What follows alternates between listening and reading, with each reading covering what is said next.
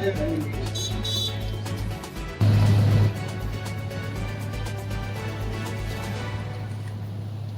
હવે આપણી વચ્ચે પ્રગતિશીલ ખેડૂત સપ્તાહની ઉજવણી કરીએ છીએ અને દર વર્ષે સરકારશ્રી દ્વારા કરવામાં આવતી કલ્યાણકારી યોજનાઓ, કલ્યાણકારી તમામ નીતિઓ તેમજ તમામ બાબતોનું આ વિકાસ સપ્તાહમાં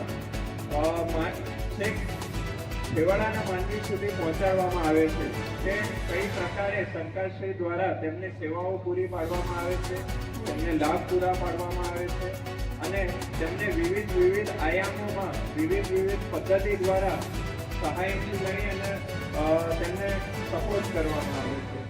આ તમામ વિકાસ સપ્તાહ જ્યારે પૂર્ણ થાય છે ત્યારે માનનીય વડાપ્રધાન દ્વારા એક કૃષિ મહોત્સવ તેમના સમયમાં એક અલગથી કરી આવે તેવો મહોત્સવ તેમને શરૂઆત કરેલી હતી અને આજે ગુજરાત સરકાર દ્વારા આ મહોત્સવને આગળ વધારી અને છેક તાલુકા કક્ષા સુધી પહોંચાડવામાં આવ્યો છે।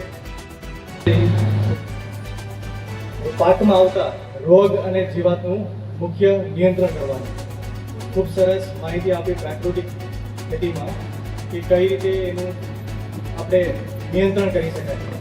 પ્રાકૃતિક ખેતીની અંદર ખાસ કરીને જે અહીંયા મકાઈમાં જે પ્રશ્ન છે એમાં જે આવતી લશ્કરી એનું મુખ્ય પ્રાકૃતિકની અંદર આપણે જોઈએ તો નિમાસ્ત્ર, બ્રહ્માસ્ત્ર, અગ્નિઅસ્ત્ર અને 10 પરણીની આણંદ કૃષિ યુનિવર્સિટી દ્વારા ભલામણ કરવામાં આવેલી છે। 20 લીટર જે તમે અર્ક બનાવો છો એનું 20 લીટર જે અર્ક બન્યો છે એનું 300 લીટર પાણીમાં મિક્સ કરીને તમે જ્યારે એનો ઉપદ્રવ જોવા મળે ત્યારે તેનો છંટકાવ કરો તો તમને એક પ્રાકૃતિક રીતે એનું કંટ્રોલ તમે કરી શકો છો। તદુપરાંત મેઇન જે માહિતી આપવાની છે કે શિયાળા પાકની અંદર અત્યારે જે વાવેતર કરવામાં આવે ખાસ કરીને ચણા અને ઘઉં, તદુપરાંત મકાઈમાં સારામાં સારી જાત 3 નંબરની જાત છે। તદુપરાંત ચણામાં જવાહર ચણા 14 નંબર। આ બધાનું બિયારણ આણંદ કૃષિ યુનિવર્સિટી મારફતે RRS ફાર્મની અંદર તમને મળી જશે અને ખાસ કરીને જે વાવણીનો મેઇન સમય છે એ 15 નવેમ્બરથી 25 નવેમ્બરનો જે બેસ્ટ ટાઈમ છે તે રહેશે। સોમનાથ સર્વ મિત્રો, અત્યારે પ્રાકૃતિક શબ્દ એટલે ખેડૂતો બધા પ્રાકૃતિક એટલે શું હોય બધા વિચારમાં પડી ગયા કે પ્રાકૃતિક એટલે શું।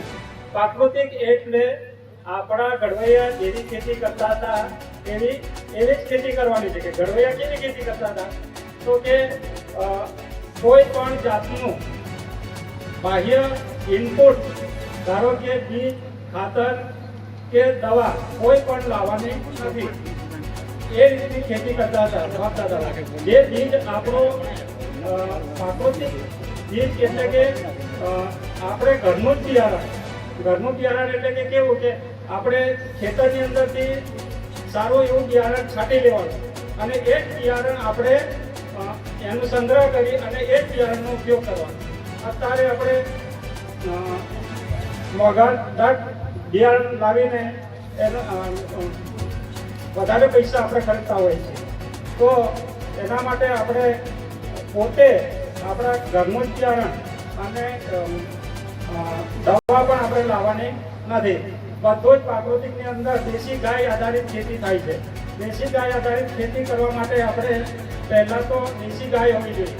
દેશી ગાયના ગોબર અને છાણમાંથી ગોબર અને દેશી ગાયનું મૂત્ર એકઠું કરી એનામાંથી આપણે ખાતર બનાવવાનું છે।